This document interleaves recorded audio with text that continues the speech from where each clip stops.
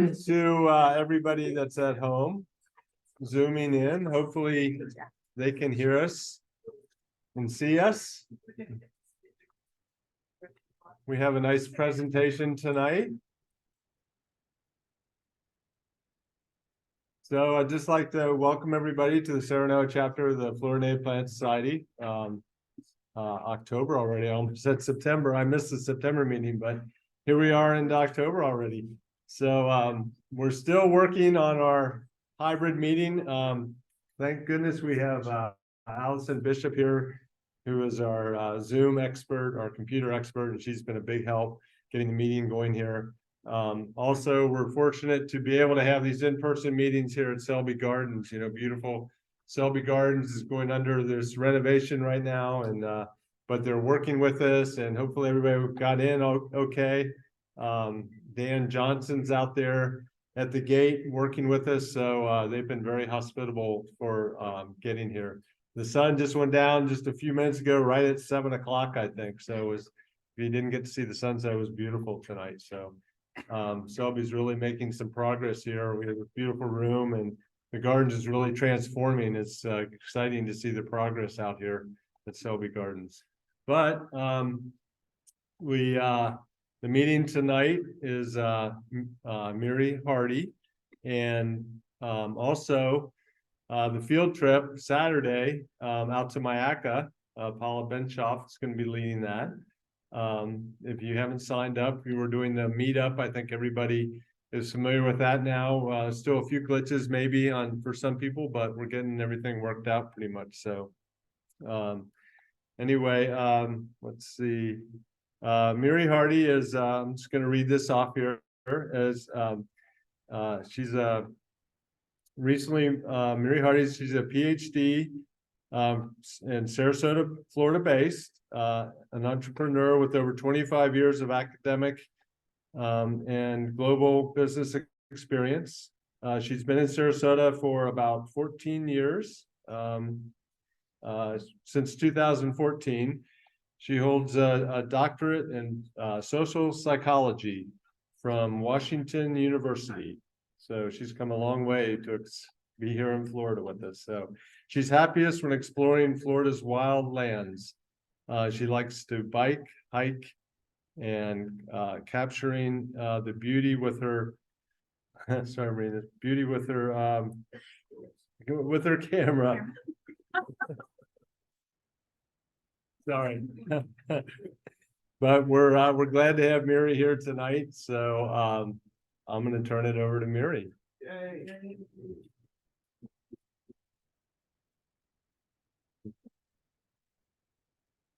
Thank you, Tom.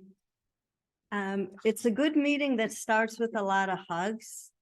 I'm not usually hugging at the beginning of the meeting, so this is a special meeting here tonight, and I want to thank Steve for the invitation, and I want to thank everyone here that's here tonight. And some of you are going to get some very special thank yous. Do I have to hold it? Can I put it in here? You can try.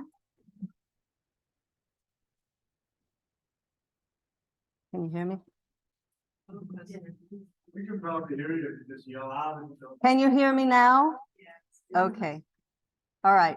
So as I was saying, it feels really special to be here tonight, especially because the people who really kind of directed me on the path that I am now on are all here in this room. And that's really, really exciting to me. And some of you have been in this presentation, which I call a roadshow that I've been doing for a couple of months. And you're here in the room tonight. So that's very, very special.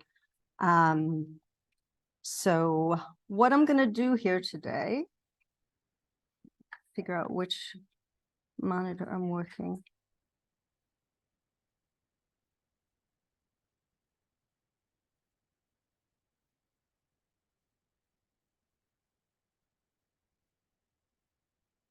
Allison? Not working. advancing here? No.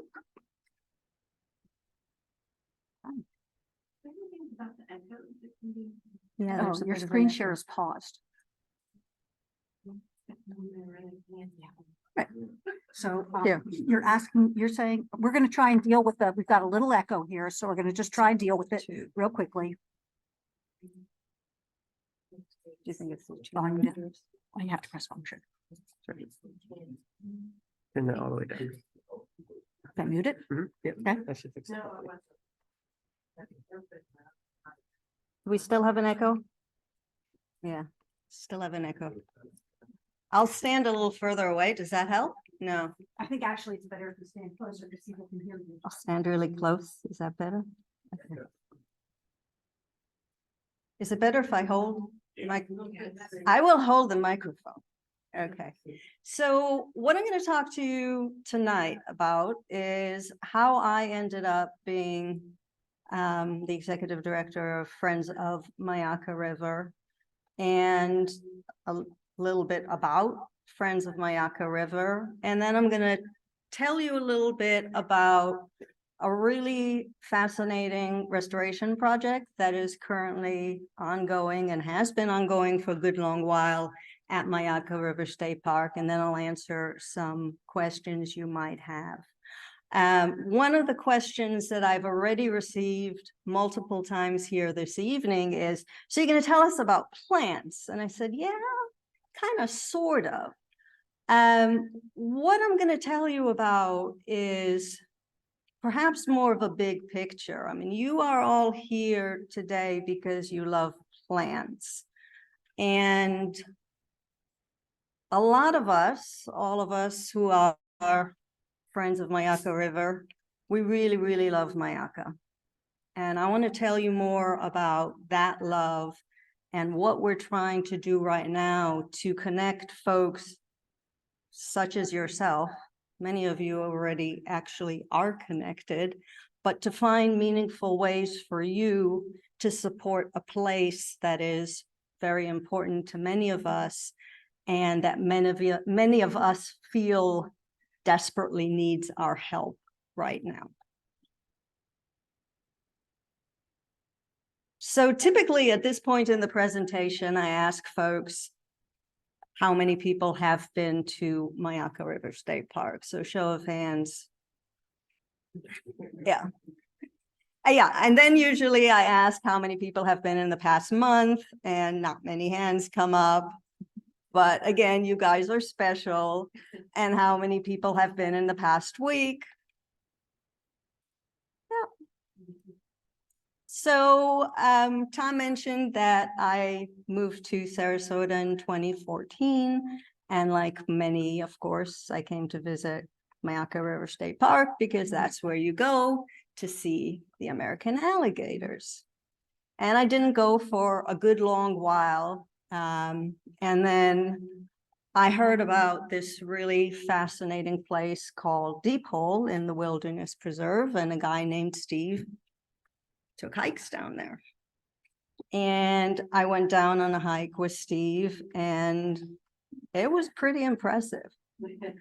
As a side note, I took this photo in 2019. These days, if you take the hike down to Deep Hole in the Wilderness Preserve, you will most likely not see a scene like this, because unfortunately, even with a limit of 30 visitors per day, which is the limit in the Wilderness Preserve, people have been disturbing the alligators, flushing the alligators, and they are no longer congregating where they had habitually congregated for many, many years. And this is an issue that is going to need to be addressed, because the Wilderness Preserve, as many of us, even those of us who only moved here in 2014, knew and loved, is not in good shape right now. So again, even protected lands can be so easily disturbed. I really started spending a lot of time at Myakka and in wild Florida in general, like many of us, during COVID. I think a lot of us discovered that not only was it the most sensible place to be because you're out in the open, we also discovered that we desperately needed nature. We needed that connection. We needed that beauty. We needed to feel safe and secure. And in the wide open spaces and the beauty, things just felt a little bit okay during a time that was very much not okay for many of us. Those of you who visit Myakka a lot might recall that the park closed down when we had the shutdown. The Carlton Reserve did not shut down. The Sarasota County Parks did not shut down.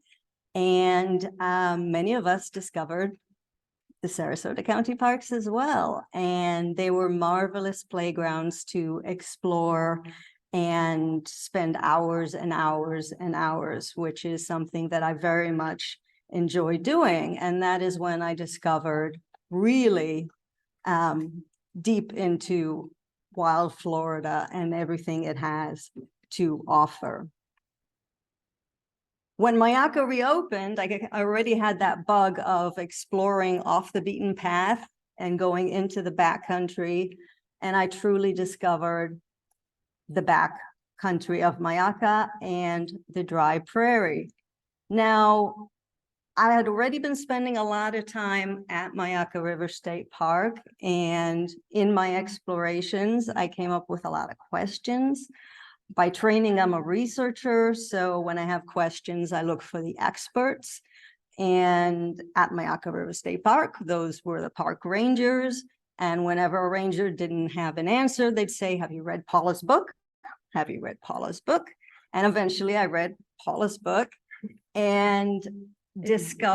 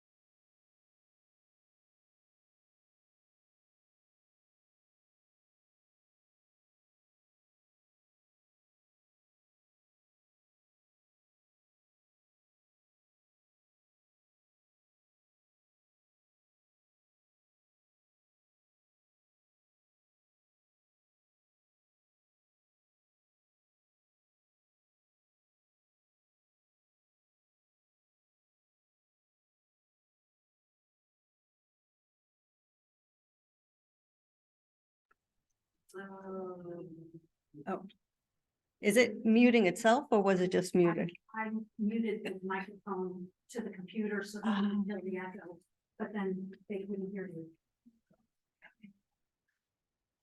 So as I was saying, one of the most important and harmful things that were done was restricting fire in the dry prairie. And when you restrict fire in the dry prairie, very quickly, you destroy the ecosystem. Still not working? No, it is. I'm trying something else. Okay, I'm sorry. Oh, mhm.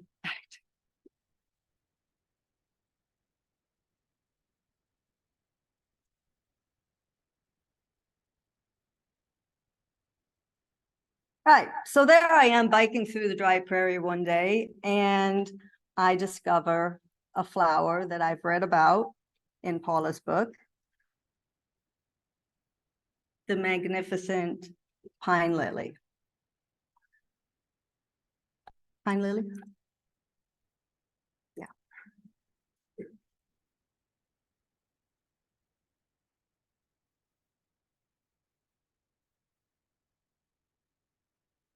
No, it's not fancy.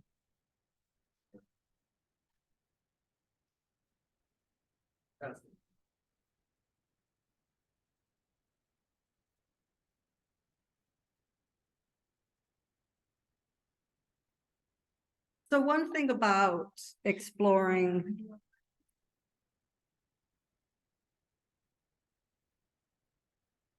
the wild is that you can lose your train of thought and it really doesn't matter.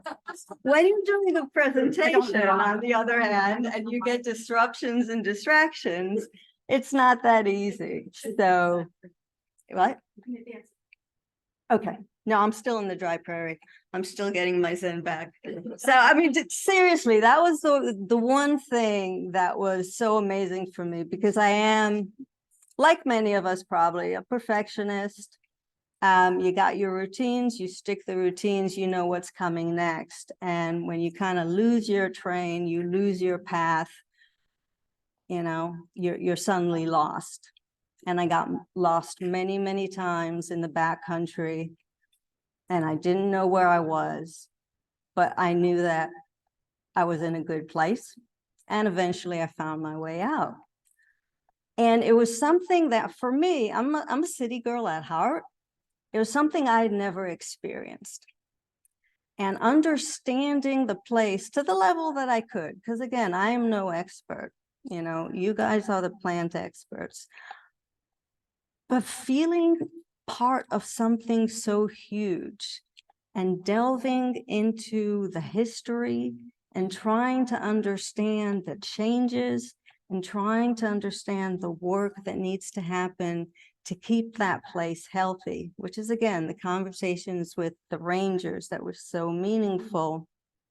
You start feeling like you're part of something larger than yourself and something that really matters.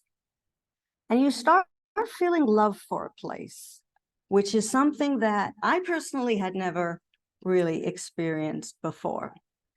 So one day when I was biking through the dry prairie and I happened upon someone that I later found out was a ranger, and he said, "Have you seen the pine lilies?" And I said, "Why, yes, I have."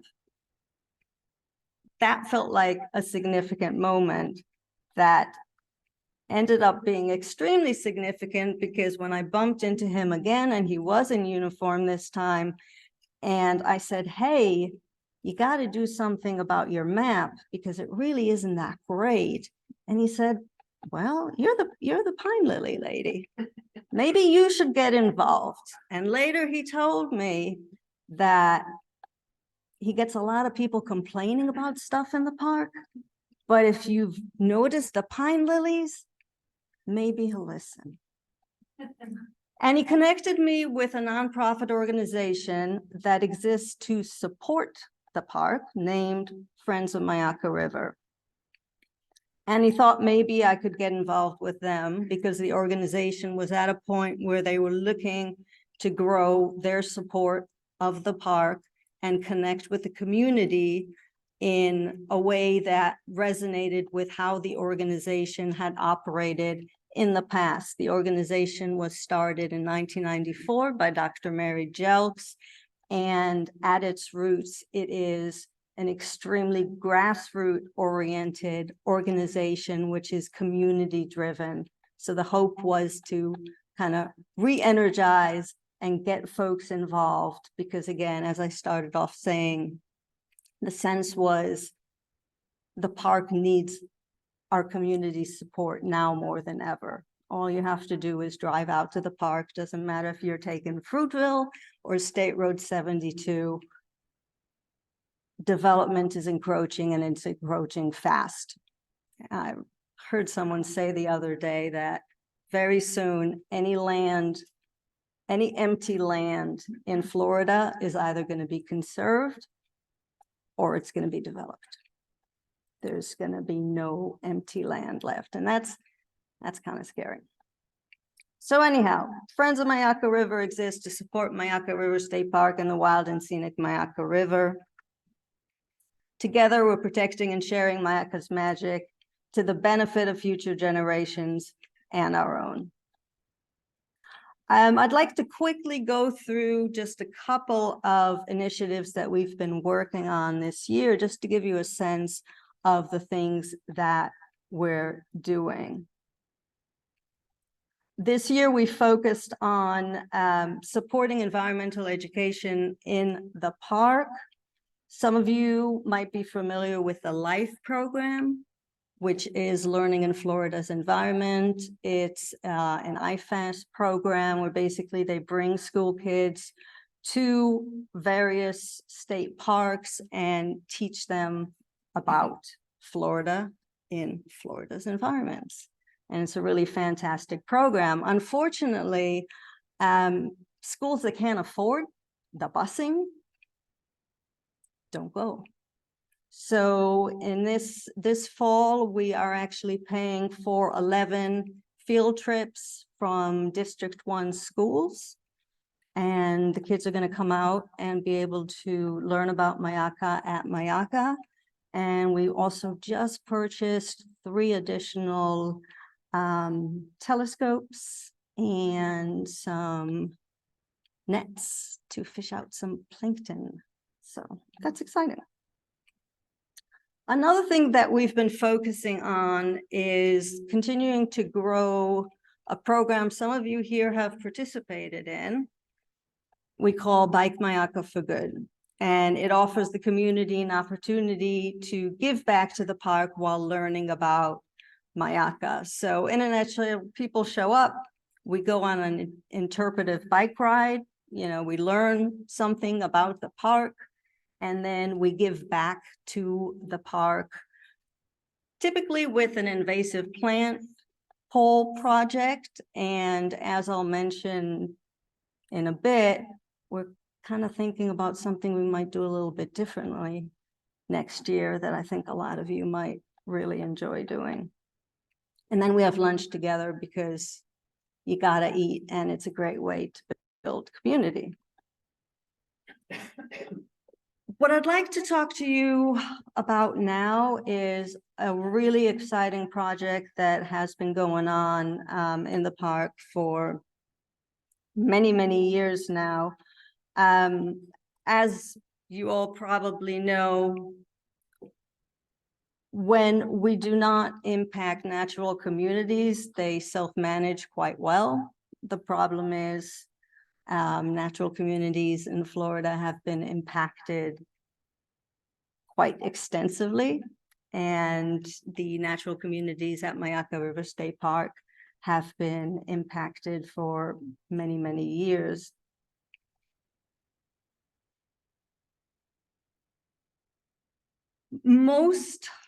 Unfortunately, most visitors to Myakka River State Park don't make their way out to the dry prairie, which is a great loss. And one thing that we are trying to do is help people understand the significance of dry prairies. But pretty much every single visitor who comes through the park does get to see a floodplain marsh. They might not realize that they're seeing a floodplain marsh, but if they drive down Park Drive, they are passing by the floodplain marshes. And if you think about it, it's really fantastic that a natural community can change so much depending on when you visit the park. So as a rain-fed river, the Myakka River changes dramatically from season to season. When we get our rains, which is in the summer, the levels of the river rise and the floodplain marshes flood. In the winter, when we typically do not get much rain, the level goes down and the floodplain marshes dry up. And if the floodplain marsh is healthy, we get amazing blooms of coreopsis, which the deer clearly very much enjoy. And based on visitations in the park around May, people very much enjoy it as well. Over the years, the floodplain marshes have been dramatically impacted at Myakka. Invasive plants have been a huge issue. A lot of the invasive plants that the park is still having to deal with were introduced when the park was a cattle ranch. So grasses such as Western Indian marsh grass were brought in as forage for the cattle. Apparently, the cattle didn't much enjoy eating them, but the grasses flourished. And in the photo that you can see Big Flats Marsh in the park. The dried up grasses that you see, I believe, are Indian marsh grass. And the park is just about set to do a prescribed burn. You see the burn boss out there, basically exploring the area right before the burn. For me, it was really interesting to learn that, again, you think a lot of us realize that the dry prairie needs fire. It is one of the most fire-dependent ecosystems. 78% of Myakka River State Park depends on fire. And I talked about the development encroaching on the park. One of the issues with that is a lot of people who aren't from Florida are moving in, and they don't understand the importance of prescribed fire, and they don't want smoke in their pools. So this is an issue that the park has to deal with because they can't meet their burn quotas.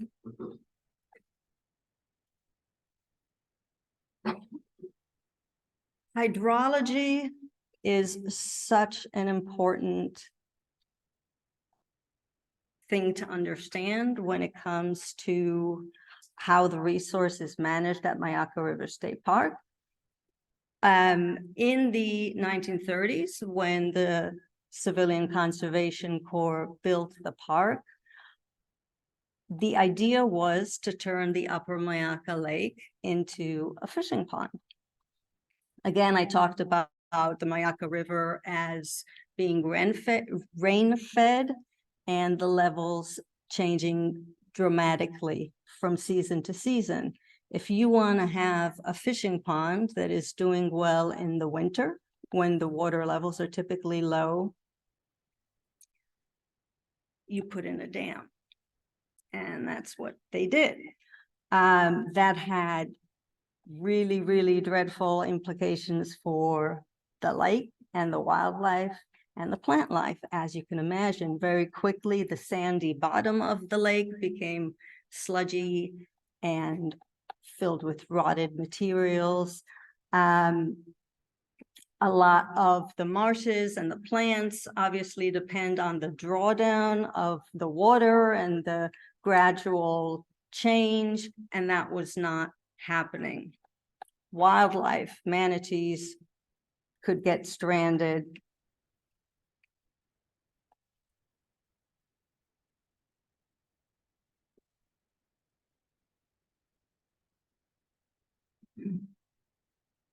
In the 1970s, as a potential solution to the problem, a channel was cut in to the dam. That's you see that little structure over there. Some of you might recall there was a little fishing dock there with some information about alligators that you could go on and learn. There was a high water event. A storm came through in, I think that was 2016, and kind of knocked that all out.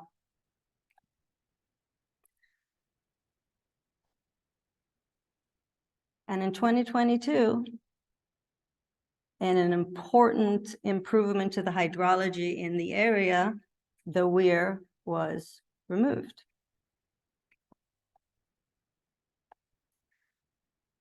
And that channel that I mentioned was cut in, was filled in.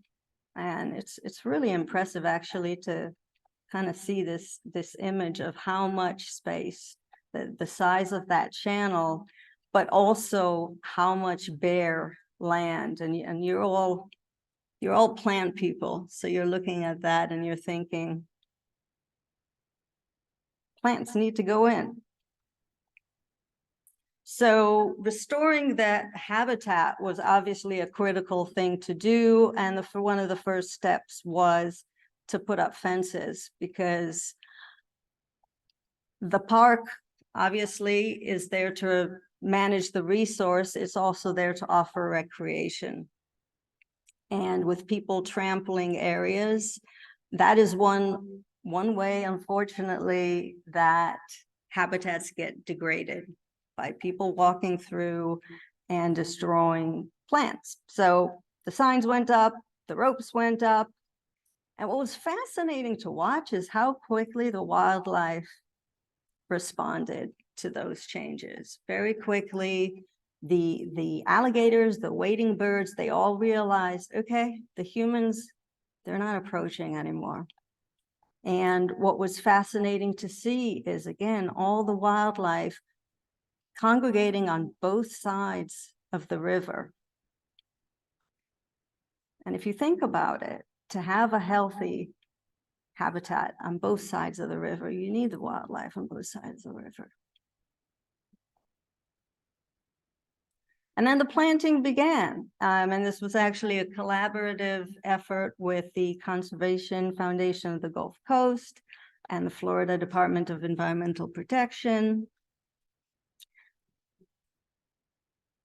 And they planted a lot of loosestrife, which is an endemic plant that thrives in that area. You can see just how bare that soil is. And we showed up with our bikes the next day and we watered it. What's really, really fascinating, again, is how quickly wildlife responded to the changes, to that habitat restoration, basically in what is the outflow of the river from the upper Myakka Lake. And in previous years, we'd seen, you know, birds, the birds come in the winter and they gravitate towards the mud flats at the inflow at the north part of the lake. And this year they were gravitating towards the outflow in the area that was restored. We actually had over 90 black skimmers come into the park. And what was especially meaningful was because they were coming closer to us, we were also able to spot banded birds. And for those of you who are unfamiliar, researchers will band especially state-threatened birds like black skimmers to be able to inform conservation of these birds and to track them. And so this photo that I took was of a bird. The idea is 5B. I call her Phoebe because it just sounds more endearing. And this is a bird that was born on St. Pete Beach in 2019. And she's actually been nesting here in Sarasota for the past couple of years. And there she was at Myakka. Now, what's really interesting to note is we spotted this bird. We also spotted some other Florida area birds, some birds from New Jersey and from New York. What was going on during that period here in the Bay and on our beaches was a serious red tide outbreak. So whether it was just the habitat restoration the birds heard about, and they're like, there's this great new place to hang out, or was it also they had to find somewhere, and they all came inland. And there they found this fantastic place. So regardless of exactly the circumstances, one thing is for sure, we're going to be watching very carefully what happens this year.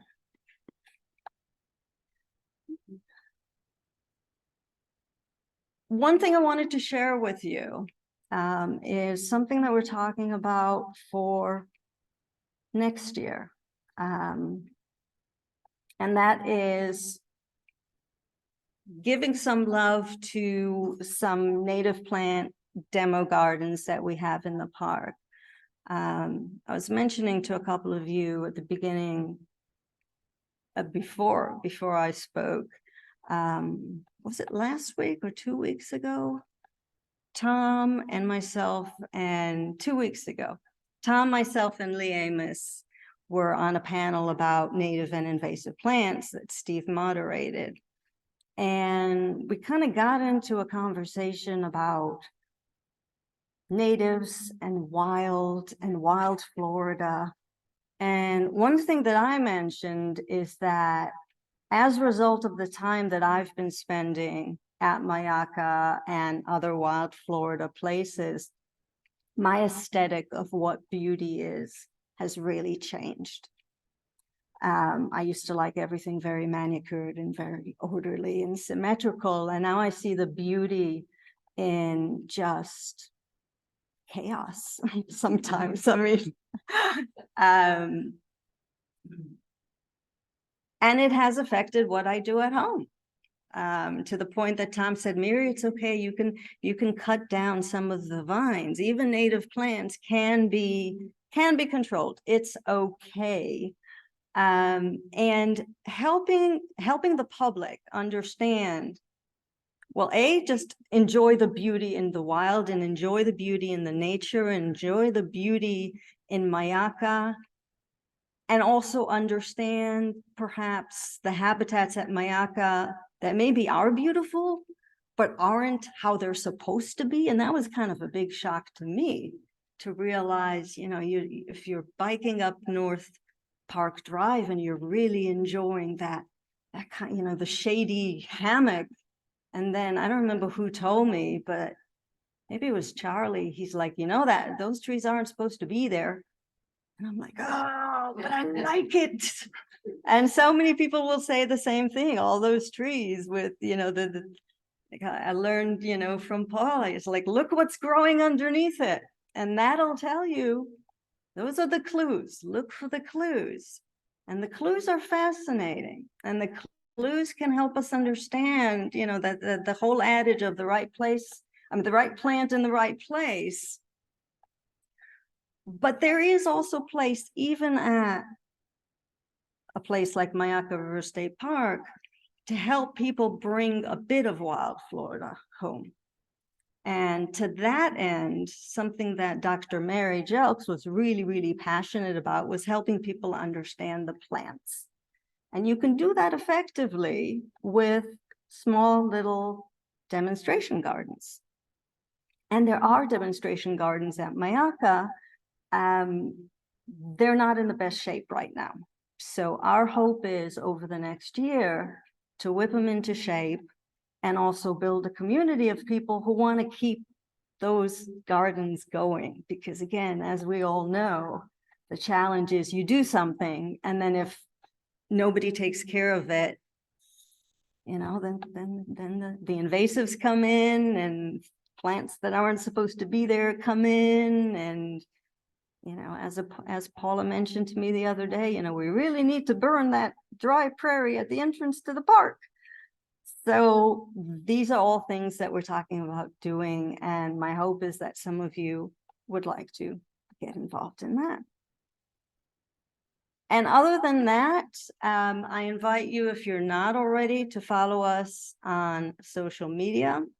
That QR code over there, if you scan it, it'll go straight to where you can sign up for our mailing list, and there's links to everything else that you might want to do. And as I mentioned, it's really funny speaking with an echo. As I mentioned, we are most definitely in growth mode with Friends of Myakka River. We are looking for people who love the place and want to add, your own personal touch, your own talents, and see how you can, just help us connect with the community in a meaningful way. So if you're interested, feel free to reach out now or afterwards. But now I will open the floor to any questions you might have.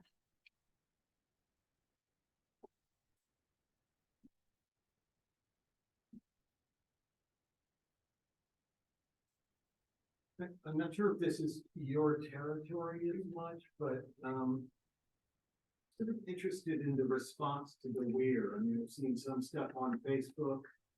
And that as an educational program, but a lot of people say, you know, we used to be good to fish here and now it's shallower and all of that. And are you privy to much of the controversy around that? I manage our social media, so yeah, I'm privy to all of it. It's really, really interesting, Steve, because when we first started talking about it, you had the people who were extremely excited. We had the people who said, you know, I've been visiting the park for dozens of years. I grew up in the area and I've seen the water go to muck. I've seen the color change. I've seen the invasives move in. I've seen the ducks disappear. I've seen it all happen. And I'm so excited that you're finally doing this. Then you have, I know you're an avid photographer. A lot of photographers were really upset, and they were upset because they liked how the birds would just sit on the weir and it was just really easy. There were all these birds there and they're like, now you move the weir and the birds are all gone. And then when the habitat restoration zones were put in, they were furious. Like, now we can't even walk over there. So the challenge is, I mean, just like we talk about protecting and sharing Myakka's magic. Okay, so one of my favorite quotes is from David Attenborough, who said, nobody's going to protect what they don't care about.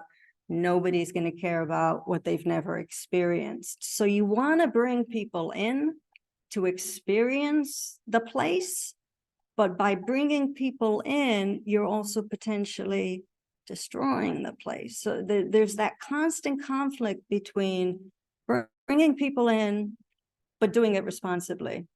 And then there are the people that you're not going to convince them that, you know, by removing the weir, the water is not just the lake's gonna be gone. And all of the alligators, I remember this one post, one person was confused that it was going to be like Jurassic Park because the water is going to be all gone and all the alligators are basically just going to go on the hunt, you know. Just yeah.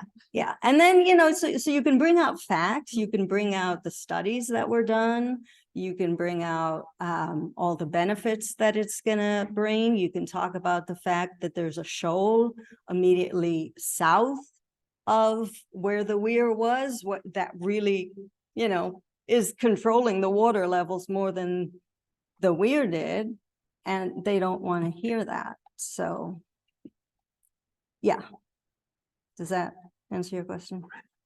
Yeah. How many members does the Friends of Myakka River have right now? Do you know? Yes, I do.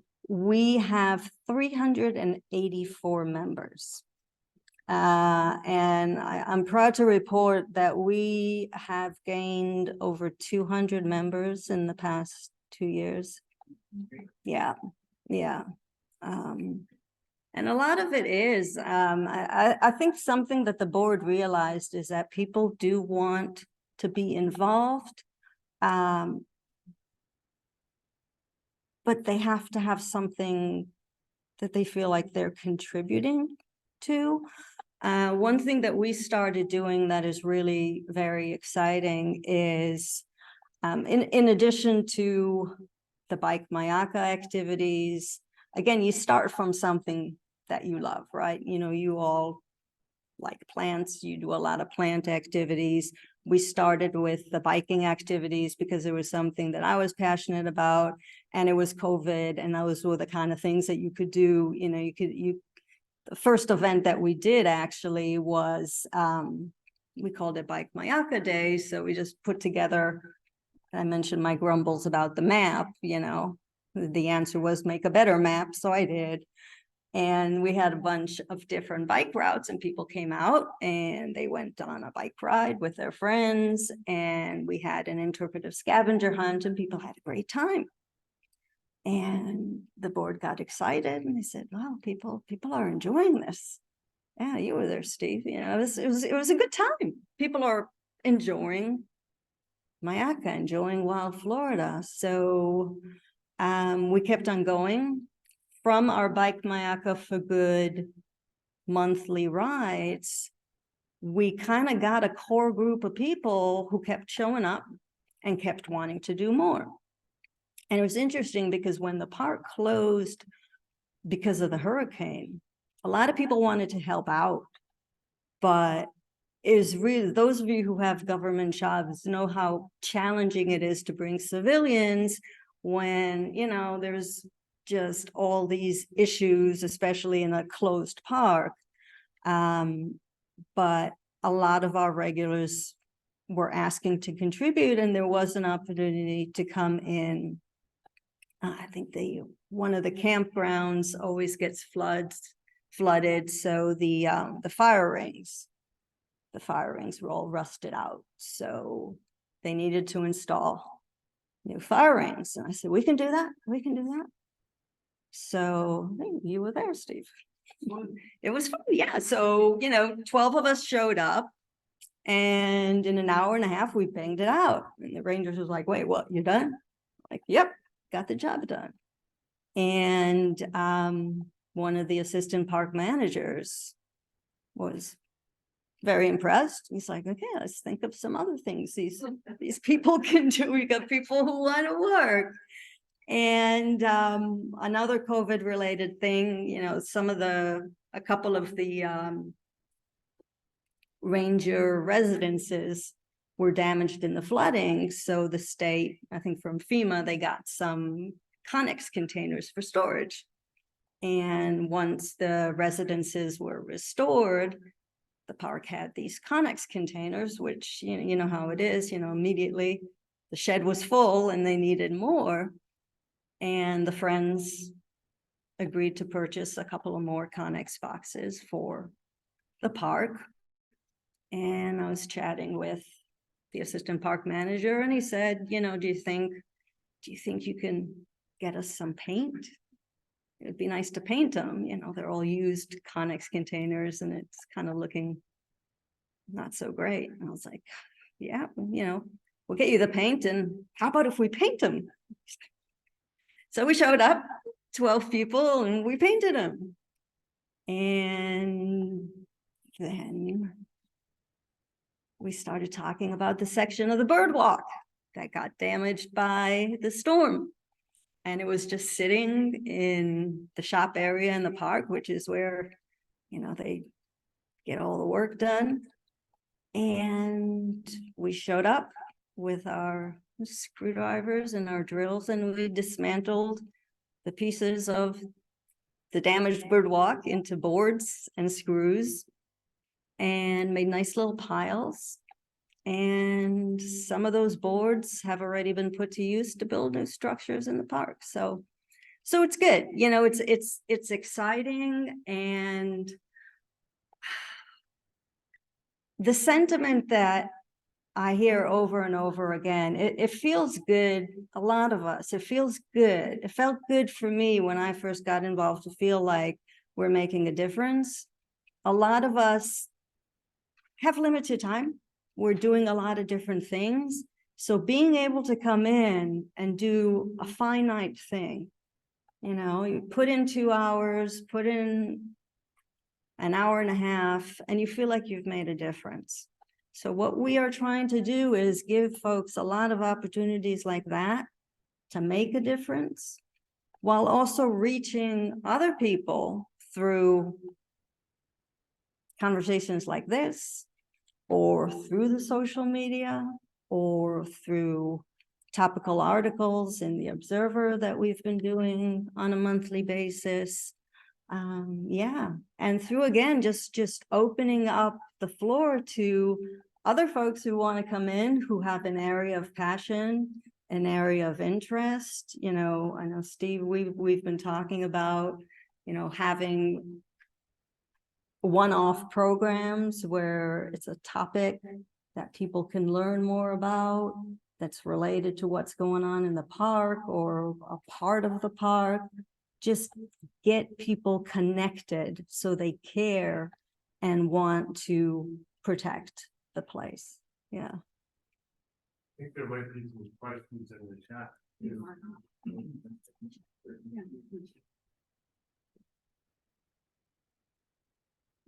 They're over here. Yeah. Oh, they're not in here. They're on the side. Well, they might be. Oh, yeah. they're there too. Mhm, But there Sure. were, there were. I went to- Did you say? Mm-hmm. And before. Mhm. I was just It wondering. is what easier on my are touchpad. the Most invasive plants that you struggle with, or is it just the whole package, or are there some more predominant? Two of the, well, you've got Caesar weed, which is a problem throughout Florida. Caesar weed was brought in as a cordage plant to make cords. That is a big issue. It has these little burrs that are kind of like Velcro. So they'll, if you've ever walked through a field and you've got these little things on you, and that's how they spread. And those little seeds are viable for up to 8 years, so you can take them home. 20 years. 20 years? Really? I would say 20 years. Oh, wow. Oh, there you go. A long, long time. Air potato is another one that's a big problem. There's a long list. The really interesting thing is, and again, it's kind of it's not a big insight for those of you who are experts in the field, but the park is not a closed system, right? In addition to birds and wildlife that can be bringing in different things that maybe don't belong, you have the river. And so a huge problem are, you know, aquatic invasives that are coming in from north of the park. You can't control that. You just have to deal with the consequences and try to work with upriver. And I mean, the one thing that's really exciting is there are a lot of conservation lands now north of the park. So that helps, but the list is long. The list, unfortunately, is long. Yeah. If you do the hike this weekend, I'm sure Paula can discuss this in much better detail. Yeah, because she's got firsthand. List of all the plants in Myakka? Yes. Yeah. There is. How many are there? How many are there? Do you know? Right, I can do. How many plants? How many plants? How many plants in Myakka? 600, and it's always changing a little bit, somewhere 630, 640. 640 plants. That's a lot of plants. Yeah. Do you know how many invasive species, invasive plants? In my plant list, I at one time had a